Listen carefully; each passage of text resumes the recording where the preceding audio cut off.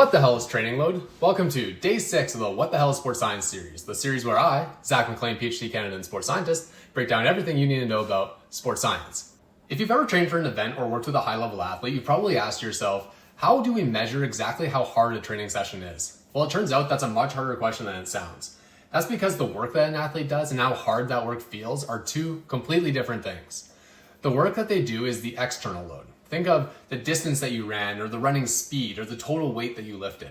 How hard the training feels is the internal load. Think your heart rate response, RPE, or blood lactate. Here's what makes this so interesting. You probably know from your own training that two identical training sessions on different days can feel dramatically different. One easy, the other very hard. And that's because the same external load can produce very different internal load responses. This concept is very important for periodizing training. So in pro sport, we measure the internal load using tools like heart rate monitors and athlete surveys. And we use tools like GPS or IMU systems to measure the external load. Interestingly, new technologies can help us measure the load and the biomechanical changes experienced by each leg independently by embedding IMUs in the athlete's footwear. At the end of the day, we need to monitor both the external load and the internal load to make the most informed training decisions.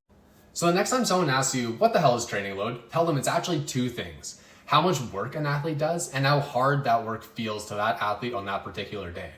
Tell me in the comments, what the hell do you want to learn about next?